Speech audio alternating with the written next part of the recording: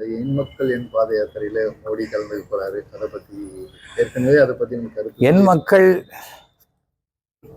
என் மண் என் மக்கள் அதில் ஒன்றும் மோடி பாத யாத்திரையில் கலந்துக்கல. அது முடிவு அன்னைக்கு அந்த மீட்டிங்கில் கலந்துக்கிறார். மோடி அவர்கள் தமிழ்நாட்டுக்கு வரதில் என்றைக்குமே எனக்கு சந்தோஷமான ஒரு விஷயம்.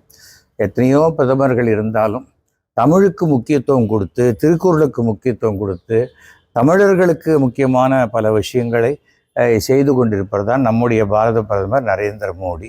மூன்றாவது முறையாக நம்முடைய பாரத பிரதமர் மீண்டும் பாரத பிரதமர் ஆகி நம்ம இந்தியாவில் அரியணையில் அமர்வார். அதில் எந்த விதமான மாற்று கருத்தும் கிடையாது.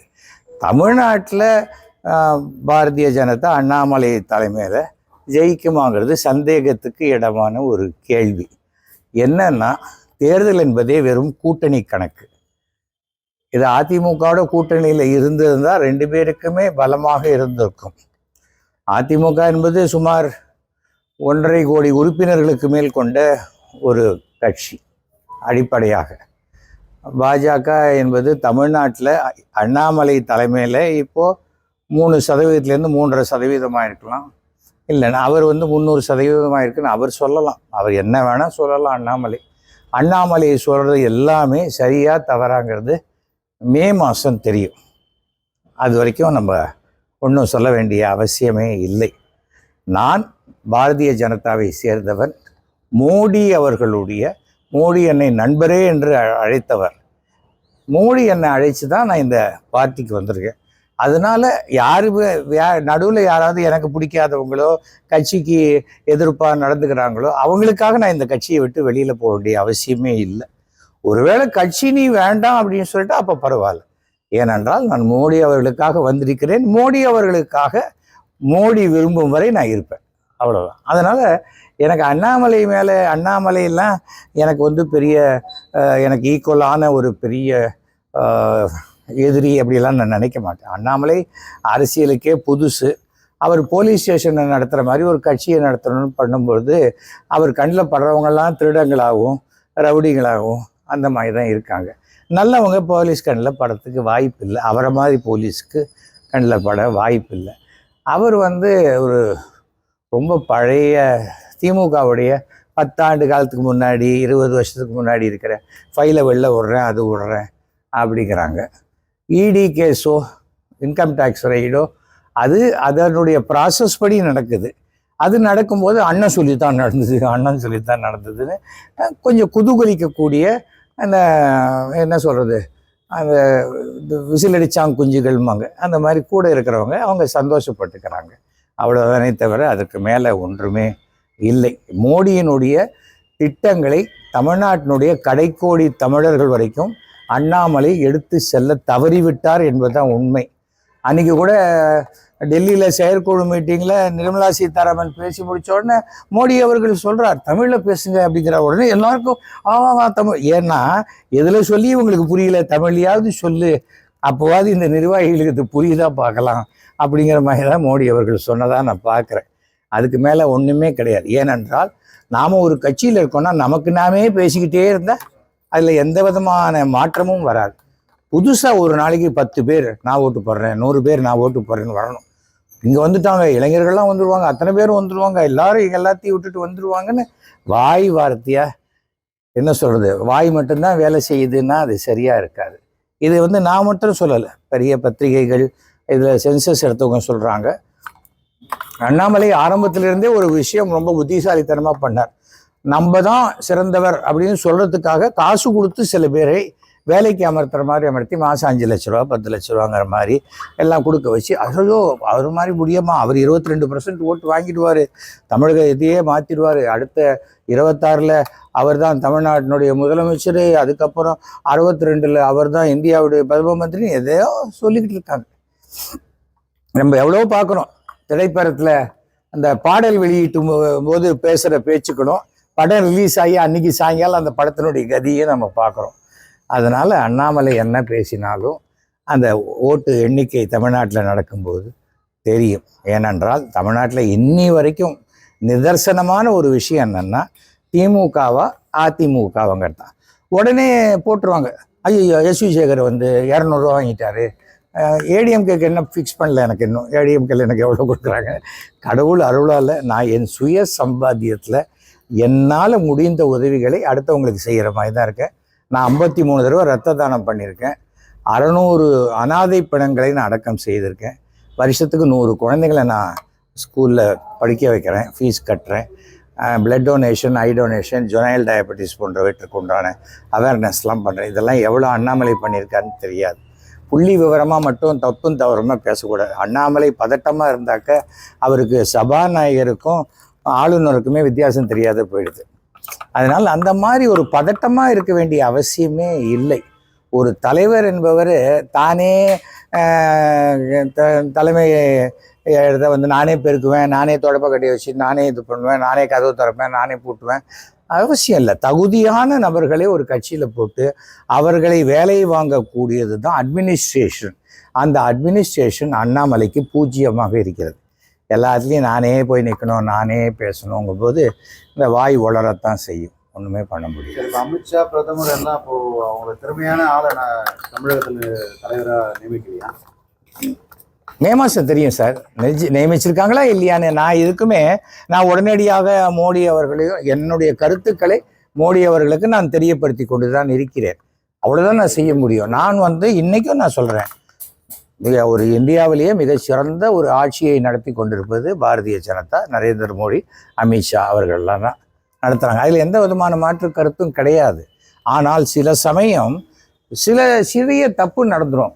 இப்போ இவன் ரொம்ப புட்சாலி பையங்கன்னு யாராவது சொல்லிடுவாங்க, அதை நம்பி போடும்பொழுது அது சில சமயம் கணிப்பு தப்பாயிடும். அதுக்காக வாரம் மாற்றிக்க முடியாது. சரி பார்ப்போம், மே மாதம் வரைக்கும் பார்ப்போம். சரி, இப்போ அதிமுக 2வது கட்சின்றீங்க, அவங்களை எதிர்த்து திமுக போராடல, மீட்டிங்ல பேசல, போராட்டம் நடத்தல.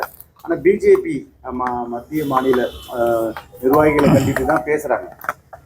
கடந்த ஒரு வாரமா பிஜேபி மீட்டிங் நடக்குது, அண்ணாமலையை பத்தி தான் பேசுறாங்க, பிஜேபி பத்தி தான் பேசுறாங்க, நிர்மலா சீதாராமன்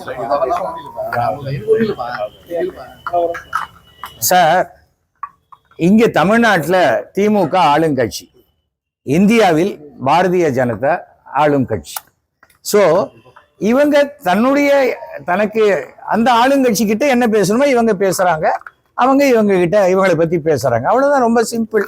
இதுக்கு மேல நாம ஏன் ஒன்னொன்னா அதுக்காக அண்ணாமலையை பத்தி பேசிட்டு இருப்பாங்களா? அண்ணாமலை ஒண்ணுமே இல்லை இவங்க பொருட்டுக்கு. நீங்க பார்த்துருக்கீங்களா? சில சமயம் அதெல்லாம் பெருசாவே எடுத்துக்க மாட்டாங்க. அதனால எடப்பாடி அது அதிமுக பிளவுபட்டிருக்கலாம், ஒன்றுபட்ட அதிமுக மிக வலுவானது அப்படிங்கிறத யாராலும் மறுக்க முடியாது. ஆனால் அதை தீர்மானிக்க வேண்டியது யாரு? ஓபிஎஸ், இபிஎஸ் அவங்க தான். தவறு வந்து பாரதிய ஜனதா இந்தியாவிலே ஊழல்ற கட்சியாக சொல்லுகிறது. அப்புறம் ஏற்கனவே ஊழல் குற்றச்சாட்டுல மாட்டிக்கிட்டவங்க, ஊழல் குற்றச்சாட்டுல ஜெயிலுக்கு போனவங்க, ஊழல் குற்றச்சாட்டுனால சொத்துக்கள் பறிமுதல் செய்யப்பட்டவர்களை பாரதிய ஜனதா தமிழ்நாட்டில் நீங்கள் வாங்க நம்ம பக்கம் அப்படின்னா மக்கள் மனசில் என்ன எண்ணம் வருங்கிறதும் மோடி அமித்ஷாவுக்கு நன்றாக தெரியும். அதனால் இதில் வந்து அவங்க எதிர்பார்த்தது நடக்கலை. இன்னி வரைக்கும் திரு வாசன் அவர்களோ பாமக அவர்களோ இன்னும் தீர்மானிக்கலை எந்த பக்கம் போகிறது அப்படின்னு சொல்லி. இது வெறும் கூட்டணி கணக்கு. இந்த கூட்டணி கணக்கு தான் தேர்தலில் வெற்றி பெறும். அதை தாண்டி பொதுமக்கள் ஓட்டுங்கிறது இருக்கு. அந்த பொதுமக்கள் ஓட்டு அனுதாப அலையாக மாறி அத்தனை பேரும் ஓட்டு போடுற அளவுக்கு எந்த சம்பவமும் நடக்காது, நடக்கக்கூடாது என்பதையும் நான் பிரார்த்தனை செய்கிறேன். ஏன்னா விஜயகாந்த் அவர்கள் கூட அவர் உயிருடன் இருந்த பொழுதே அவருடைய ஓட்டு வங்கியே 0.45 அளவுக்கு சரிஞ்சிருச்சு. இப்போ அவர் இல்லை. ஆனால் விஜயகாந்த் மரணத்துக்கு வந்த கூட்டம் ஓட்டு வங்கின்னு நினைச்சா தவறு. ஷோ அவர்கள் காமராஜருக்காக தேர்தல் பிரச்சார கூட்டத்துக்கு மெரினால பேசும்போது வந்த கூட்டம் 1,00,000 பேர். அந்த தேர்தலில் தான் காமராஜர் அவர்கள் தோற்று போனார். ஆனா இன்னைக்கும் என்ன சொல்றோம்? காமராஜர் ஆட்சி அமைப்போம், காமராஜர் மாதிரி நேர்மையா இருக்கணும் அப்படித்தானே சொல்றோம். அதனால வெற்றிக்கு இதுக்கும் சம்பந்தமே கிடையாது. அதனால் வந்து நிறையா விஷயங்கள் அண்ணாமலை நான் கர்நாடகக்காரன், நான் இது அப்படின்னு பேசின டேப்பெல்லாம் இப்போ வெளியில் கொண்டு வர்றாங்க. தமிழ்நாட்டில் ஒரு விஷயம் என்னென்னா, தமிழன் அப்படிங்கிற உணர்வு உண்டு. எனக்கெல்லாம் அது கண்டிப்பாக உண்டு. நான் அதில் எந்த விதமான மாற்று கருத்தும் கிடையாது. இது திராவிட மண் அப்படின்னா இருந்துட்டு போட்டோம், திராவிட மண். ஏன்னா தமிழ்நாடு, ஆந்திரா, கர்நாடகா, கேரளா, சவுத்தில் இருக்கிறது திராவிட மண், இருந்துட்டு போட்டோம். கலாச்சாரம்ங்கிறது அவங்கவுங்க மண்ணை பொறுத்தது, அவங்கவுங்க குடும்பத்தை பொறுத்தது, அவர்கள் இருக்கக்கூடிய ஜாதி மதம் அதை சார்ந்தது. அது யாரும் யாருக்காகவும் மாற்றிக்க வேண்டிய அவசியம் இல்லை. விஜய்க்கு வந்து மிக வலுவான அடித்தளத்தோட தான் அவர் அரசியலுக்குள்ள வந்திருக்கார். ஓகே, அதே போல முதல்ல அந்த விஜய் அந்த தமிழக வெற்றி கழகம் அப்படின்னு அனௌன்ஸ் பண்ணும்போது நான் வாழ்த்துக்களை தெரிவித்து அன்னைக்கே போட்டேன். ஏங்க இக்கு இருக்கா இல்லையான்னு போட்டேன். அந்த இக்கை சேர்த்திருக்கார். இதுவே என்னது காட்டுதுன்னா, ஒரு தவறை சுட்டி காட்டினால் அதை நாம் சரி செய்து கொள்ள வேண்டும் என்ற எண்ணம் விஜய்க்கு இருக்கிற வரைக்கும் அவர் கண்டிப்பாக அரசியலில் வெற்றி பெறக்கூடிய வாய்ப்பு உண்டு.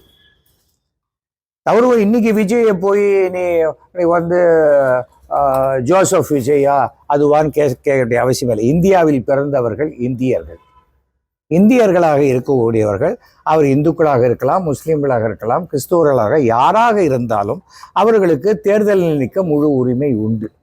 ஸோ அவரை 2026 தான் வரப்போறேன்றாரு. அப்போ என்ன நினைக்கிறாரு, இன்னும் தன்னுடைய அடித்தளத்தை மிக ஸ்ட்ராங்காக போடணும் அப்படின்னு நினைக்கும் போது அதற்குண்டான விஷயங்களை செய்கிறாரு. அப்படி இருக்கும்போது விஜய் பின்னாடி மிகப்பெரிய ஒரு இளைஞர் குழு பட்டாளம் வருவதற்குண்டான வாய்ப்புகள் இருக்கு. அதுக்காக விஜய் தான் அடுத்த முதல்வர் அதெல்லாம் நான் சொல்ல முதல்வர் வந்தாலும் சரி வரல எனக்கு ஒன்றும் வருத்தம் கிடையாது. ஆனால் அதே சமயம் விஜய் வரப்போறார் அப்படின்னு சொன்னா பத்தியா அங்கே ஒரு துண்டு போட்டு வைக்கிறான்னா, நான் ரொம்ப தெளிவாக சொல்கிறேன். நான் அரசியலே வேண்டான்னு சொன்ன காலகட்டத்தில் தான் நரேந்திர மோடி அவர்கள் என்னை கூப்பிட்டார். அப்போ ஒரே ஒரு கண்டிஷன் தான் அவர் சொல்லி தான் வந்தேன். நான் இனிமேல் எந்த தேர்தலையும் நான் நிற்க மாட்டேன், நீங்கள் எங்கெல்லாம் இருக்கீங்களோ அங்கே நான் வந்து பிரச்சாரம் பண்ணுறேன் அப்படின்னு சொன்னேன். இப்போ கூட நிறைய பேர் நீங்களே பண்ணலாமே, நான் எப்படி பிரச்சாரம் பண்ண முடியும், எனக்கு பிரச்சாரம்னா எனக்கு ஒரு ஊர்தி வேண்டும், எனக்கு ஒரு என்ன கட்சி எனக்காக அப்பாயிண்ட் பண்ணி என்னை அந்த நான் பிரச்சாரத்தில் அந்த ஸ்டார் ஸ்பீக்கர்ஸில் நம்மளை முக்கியமாக போட்டு நமக்கு டூர் ரெடி பண்ணினா நம்ம போகலாம். இல்லையா, கர்நாடகாவில் கூப்பிடுறாங்க, கர்நாடகாவில் போய் பிரச்சாரம் பண்ணுறேன், கர்நாடகாவில் சீட்டு ஜெயிச்சாலும் அது மோடிக்கு தானே நல்லது. அதனால் எனக்கு ஒன்றும் பிரச்சனையே கிடையாது. ஆனால் என்னை அழைக்கணும், மதியாதார் தலைவாசல் மிதிக்க வேண்டாம். அப்படி யாரும் அழைக்கலையா, சந்தோஷமா நான் அமெரிக்காவுக்கு கிளம்பி என் பொண்ணு வீட்டுக்கு போய் 15 நாள் சந்தோஷமா நல்ல ஏசியில் இருக்கிற மாதிரி இருந்துட்டு ஓட்டு போறதுக்கு முன்னாடி வந்து இங்க யாரு நல்லவனோ பார்த்து ஓட்டு போட்டு வருகின்ற நாடாளுமன்ற தேர்தலில் தேர்தல் பரப்புரைக்காக தேர்தல் பிரச்சாரத்துக்கு கண்டிப்பா போவாங்க. யார் அழைப்பு கொடுத்தா பாஜக, அதுக்காக யார் கூட்டம்லாம் எப்படி போவாங்க, அதெல்லாம் போக முடியாது.